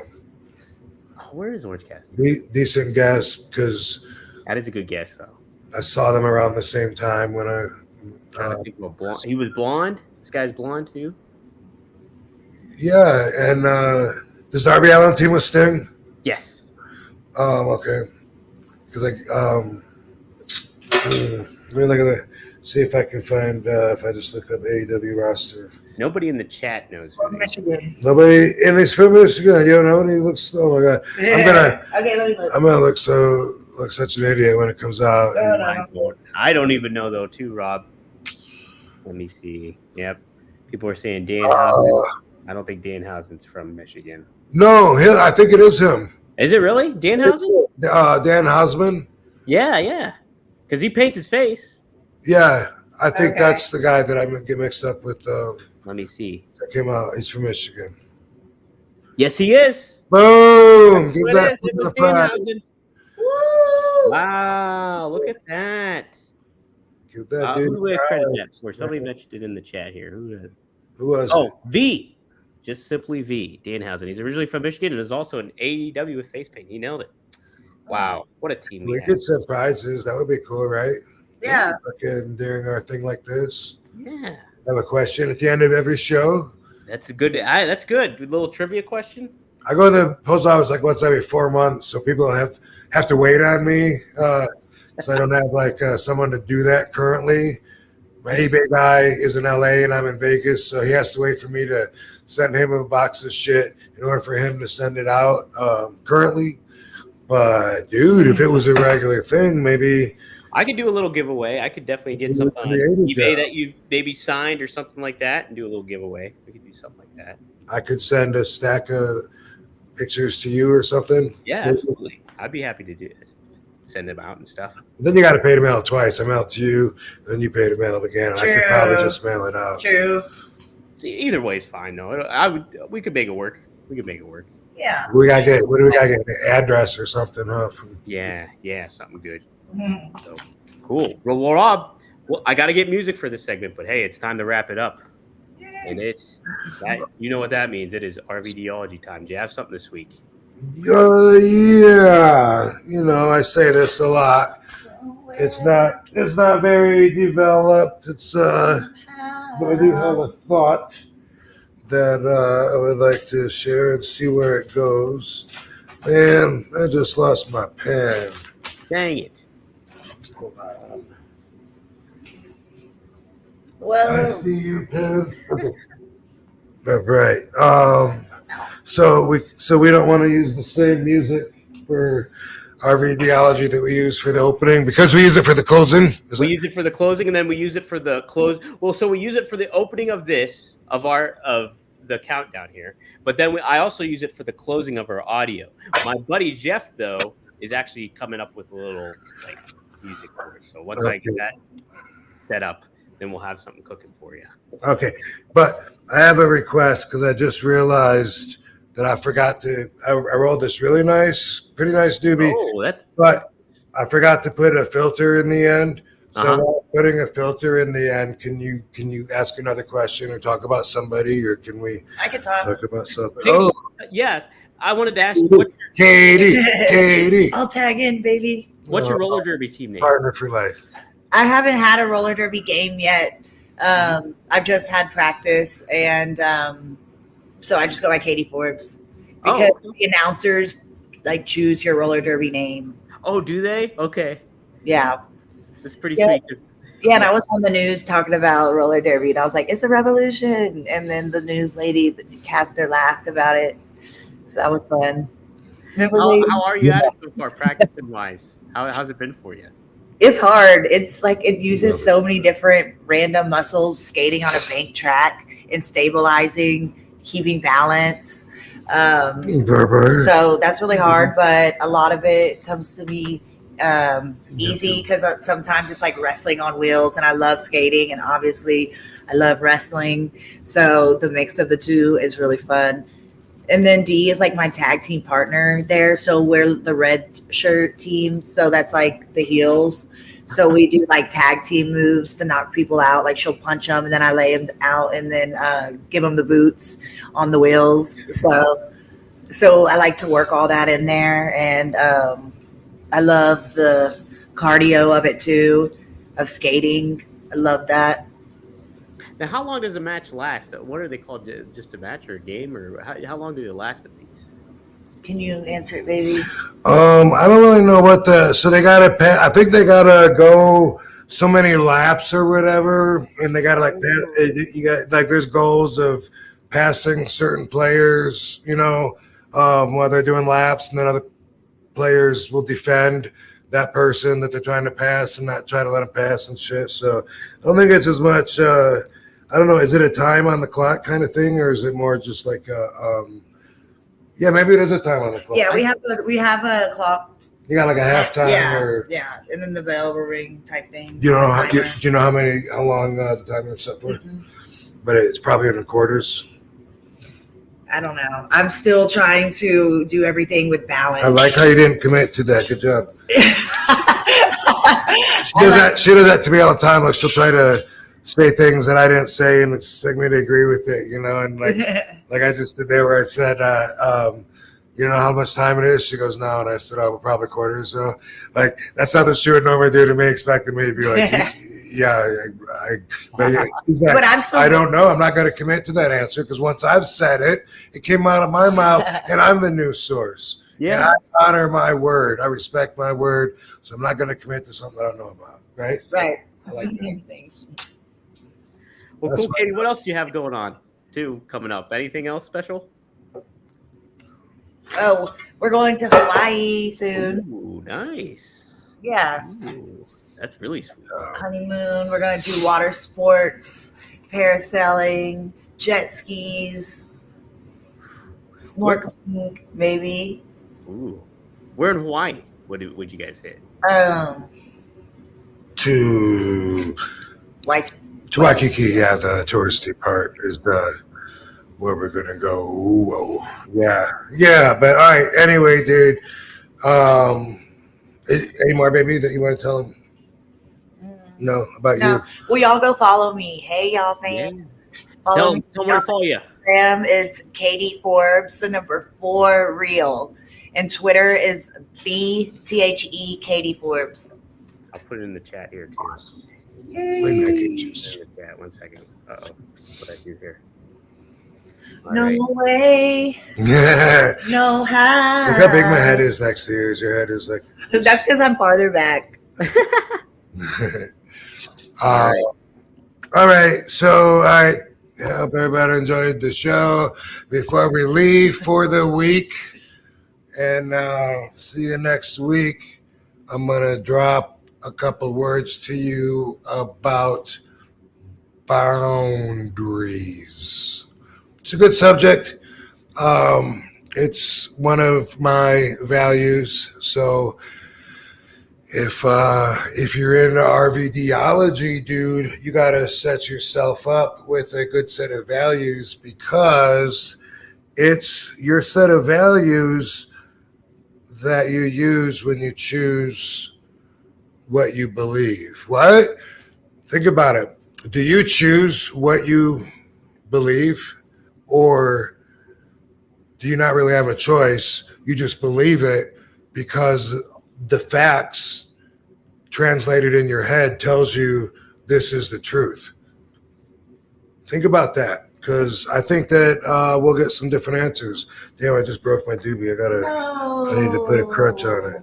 But, I think there'll be some different answers though, because sometimes you might catch yourself saying, I choose to not believe. But really, I don't know if it's a choice so much. If you say, this guy, boom, boom, boom. Okay, you heard him. Do you believe him? If someone's like, well, I mean, I kind of believe him. I don't think it's a choice. I think it's their values, their concept of how everything works, the way they translated the facts and everything they heard. They either believe that what the guy said is true, or it's bullshit, or whatever. And so you set your boundaries also on that as well. And here's the thing with boundaries, okay? Some people don't have any boundaries, and that's fine.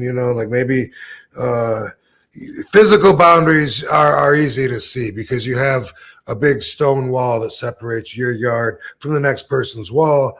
If that person comes over the wall and he's in your yard, then obviously, hey man, you've crossed some boundaries here. You don't belong here. That's easy. But what about boundaries that have to do with just you being comfortable in your boundaries? And even like with conversation, like it's something that I believe is good to know about yourself, because you can keep yourself from being disappointed in yourself.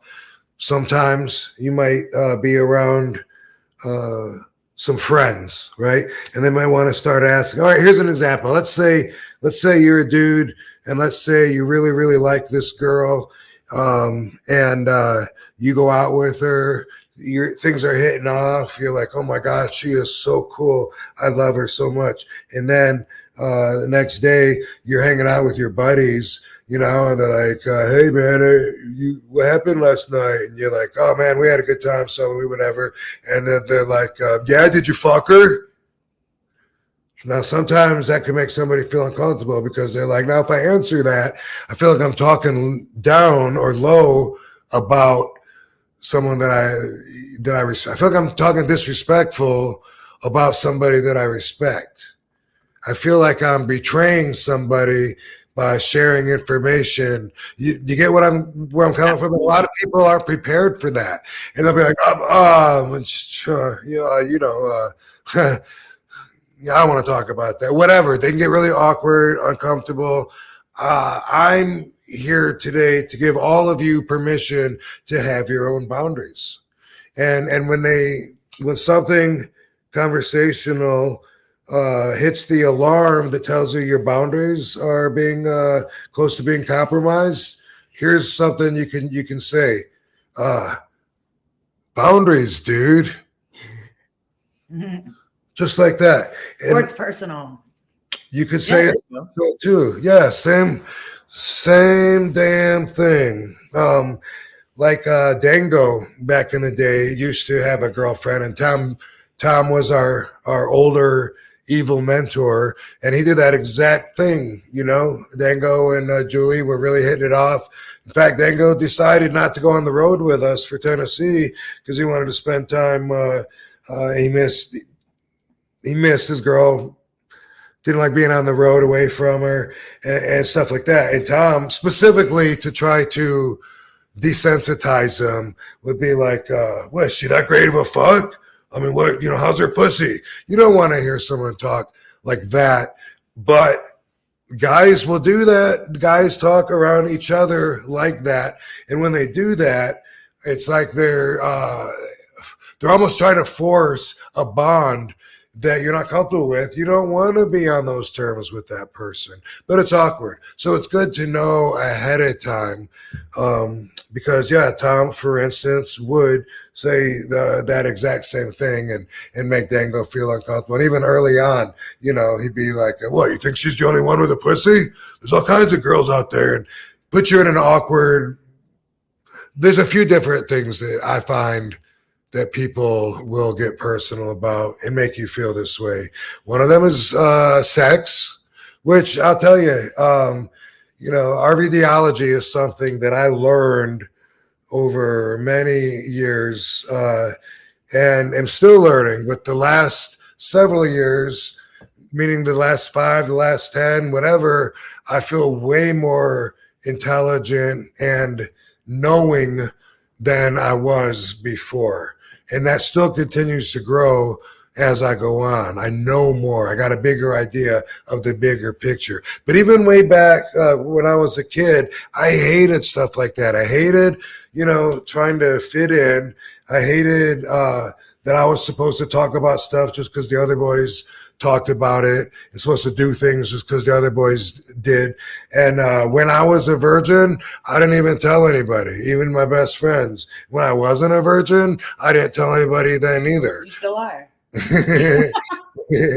Yeah, I really felt like I didn't want to know them that way. I don't want them to know that about me. I don't want to be on that level, that relationship with them. And sometimes they won't understand. So what? So-and-so said, what about you? What about you? What about you? Come on. Then it's peer pressure because it's like, well, we're all talking about it, and then sometimes, you got to say, well, you guys can all show each other your dicks too, but I'm going to go find something else to do, fuck you guys. So I'm giving you, permission to have boundaries so you don't feel like you betrayed yourself by talking about stuff that you don't. When it comes to money, sometimes people come right out and just ask, hey, what kind of money do you make, doing such and such?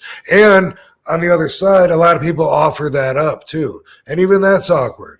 I have people do that all the time. Like I'll be talking to someone, and I'll be like, I manage the building down there, and it's pretty good. I got health insurance, and work 5 days a week, I enjoy it, can't retire for a while, but it gets me $60,000 a year. And there'll be like some awkward silence. And I'll be like, I mean, that's good for me. As if now all of a sudden they're trying to compare and imagine, like how that translated to me. It's like, dude, TMI, if you really want to share that, fine. I don't know what kind of response you're expecting, but pretty much for me, I'm just going to let that roll over my shoulder. I'm not going to say anything about the amount or what I think about the amount. I might just say, hey, good for you. Good job. So something to that effect. This or not. Okay. Yeah. So there's money and there's sex, and sometimes your boundaries are written out for you. Like say you're in the Mafia, right? Well, those guys come first. You're not allowed to have anything too personal for your peers there. And that's called omerta. That's their secret code. So if I'm in the Mafia, if I'm an actual member and I'm hanging out right now and my wife and I are about to go to bed, but I get a phone call, and if they say, hey, what are you doing? And if I nothing, if they want to know, exactly what I did or what I'm going to do or whatever, you have a meeting and you hold anything out from them, it could cause you death, especially about money, because they're part of that. So they want to know, what'd you pull in from that gas station scam, and what'd you do with it, and boom, where's my cut? So all that stuff, they come first. In wrestling, it's kayfabe. That was our omerta. And it used to be like that when it was like a good old boys behind closed doors. You used to have to adhere towards certain fraternity-like rules. If you were in the wrestling business in the 70s and you didn't, and you had naked pictures of your girlfriend or wife that you didn't want to share, they'd kick you out of the dressing room. Wow. That's the way that it was. They came first. It was the boys. If you started, I can't tell you how many times I saw this when I was really young, getting in. Someone that dates a girl, maybe it's a groupie that all the other guys know, or maybe they all see her for the first time together. But either way, if that person gets feelings and gets upset when one of the other guys wants to talk to that girl, that wasn't allowed. You were called a fence builder. Wow. No building fences, if you do, you're not one of the boys. Stuff like that. In the real world, I say, fuck that.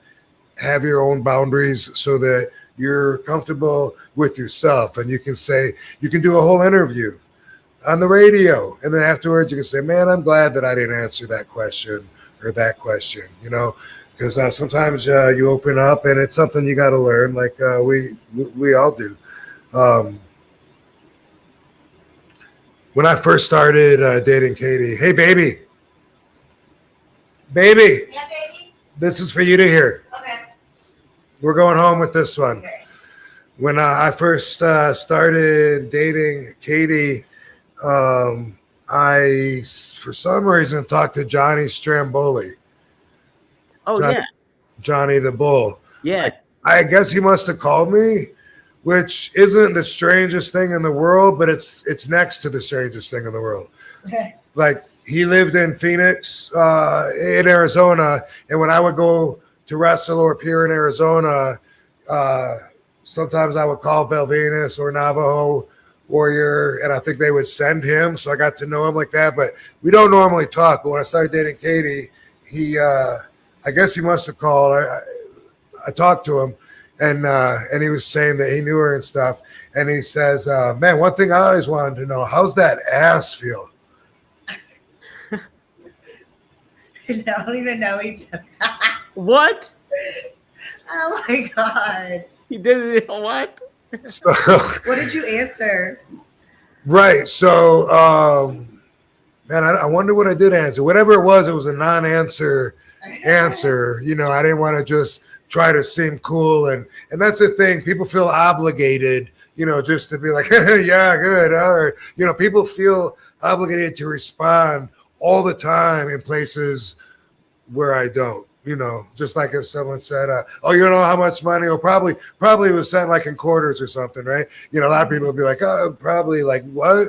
What did you just pull out of my mouth? Like, a lot of people I catch doing that. And that might be like a whole nother day to spend to pull that kind of strength in the defense system up. But whatever my answer was, maybe I said, I haven't really felt it, or, because I probably hadn't. It was, I don't know. I probably said, I don't know, or something to that effect. And it wasn't something that I would hold against him. Like, I love Johnny the Bull, good dude. But it did stick out as like, wow, like he knows I'm dating her and he feels comfortable enough with me to ask me something like that. Like, wow, like, does he think that he and I are that close, or the dudes just feel that close with each other when they subscribe to the bro code, which I think is the deal in a lot of places. But either way, I'm here to tell you, it's okay to have your own set of boundaries where you're comfortable talking. And if someone gets to a point where you don't want to talk, be it money, be it even personal feelings sometimes, you know what I mean? Like, someone could just be like, hey, how did you feel like when you saw that scene in that Von Erich movie and it, it related to your life and your brother or something like that? You could be like, I don't really want to talk about that, or that's too personal, or kind of crossing the boundary with me there, or fuck off, dude. How about that? Or you can answer it, but that's the thing is you have the choice. Don't ever think you don't have the choice. I'm giving you the right to have your own boundaries for people asking you questions, and also when you talk to other people too. Think about that. There's a lot of questions that I don't want to ask anybody else. One, because I really don't want to know the answer. And two, because I feel like it crosses the boundaries of how reasonable adults should talk to each other. So that's what I want you to think about till next week. So happy fucking January till then. Happy January till then. Happy January. Happy January. Yes. It's a good one, Rob. Yeah, it's a good way to put it too. It's either boundaries or like it's personal stuff. I don't feel like talking about it. We did have a super chat chime in. A couple of them real quick. Okay, so here it is. Jem the Dawn just said, sending good vibes to Rob, Dom, and Katie. Cheers. Thank you. Awesome. Appreciate the good vibes, and I am feeling them. Absolutely. Good. And then we close out with excited to close off with my song, One of a Kind. Oh, we can do that. No way. Fitting in ain't easy when you're one of a kind. That's it. I know that's right. RT Machine asks real quick, can you rank the worst to best with the 4 wrestling rings? WCW, WWE, or ECW? How would you rank those as the best? Okay. I'll try. Worst to best. What's the worst one? Worst to best. I think it'd be ECW. Wait. Worst to best. Let me do best to worst. Let me do best to worst because okay. I'll just do it backwards and then because you know what? You might hold on a second.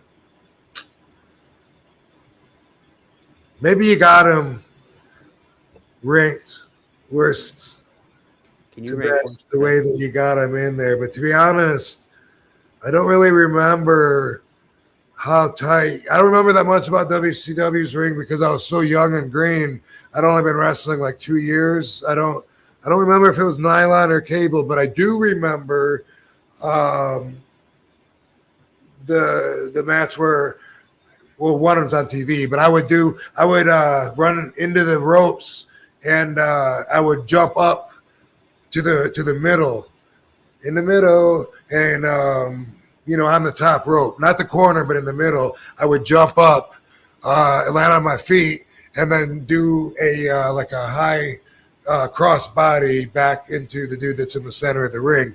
And so they were probably cable because the WWE ring is nylon, thick nylon ropes. So they're not as tight. Also, because the ring's bigger, the ropes are a little bit longer, which again, it's harder to keep them as tight. And that's because traditionally they were always made for like bigger guys, not guys that use the ropes a whole lot for their tightness and bounced off them and springboarded and shit. That was very rare back in the day. And in WCW, if you remember, Bill Watts banned using the top rope for a while I was there because that's just how it was back then. You didn't need the rope. It was about the wrestling. And so I think you might have them ranked there the way that you have them in choice. I'm going to say maybe TNA, then WWE, then WCW, then ECW. My favorite ring ever. So ECW's tops. Yeah, 18 by 18, steel cable ring, ropes with rubber over them.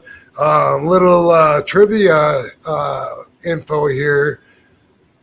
ECW bought their sweet ass ring from Rob Van Dam. Oh, yeah. Really? Yes. So when I lived in Augusta, Georgia, I came across this old NWA ring. A local wrestler there. Sorry, dude. I can't remember his name right now. But he acquired this ring that was left like in the downstairs of the Civic Center that they used to use or whatever. So it was old. It's from the NWA days. And I bought it from him for like $1,000 and had that. I don't know where I had it. Anyway, I ended up selling it to Paul for like $5,000. And it was my favorite ring that I'd ever been in. And then as I understand, as Paul told me, they replaced that ring with another one they had built to be just like it, and then put that ring in the wrestling school. Wow, how about that? 18 by 18, favorite size, steel with the turnbuckles, my favorite, and double frame, so the bottom of the posts can't move and the tops can't come in, because that if you don't have a double solid frame, no matter how much you crisscross the cable or wrap around, you're always going to have a problem with them coming in. When you got 200 or 300 pound guys hitting those ropes, they're going to be pulling, and that loosens the ropes up, blah, blah, blah. You got it in order right there, the RT machine. I think so. And nothing bad about the TNA ring. I just think if I got to label them, that's probably the way I remember them. Yeah, well, how about that? Jeez, man, oh man. All right, what a way to close it out here. So, fun show, Rob. Fun show, Katie. It was awesome to have you here. Cool. Thanks, man. Always good time. Keep us updated too on the roller derby. I'm fascinated by that stuff. So Cool, awesome. I will. All right, guys. Cool. It's been good. We'll see you next time here on One of a Kind. Next week. Everybody have a great week, and get them blue chews. Get them blue chews. Keep calling them Bluetooths. Bluetooth. Promo code RVD, guys. I can't say AirPod either. I keep calling them. Are they earbuds? Earpods? Earbuds, whatever they may be. Whatever the fuck they're. Yeah. We'll figure it out next week. Becoming my dad, I tell you. Jeez, oh man. Boom. Boundaries.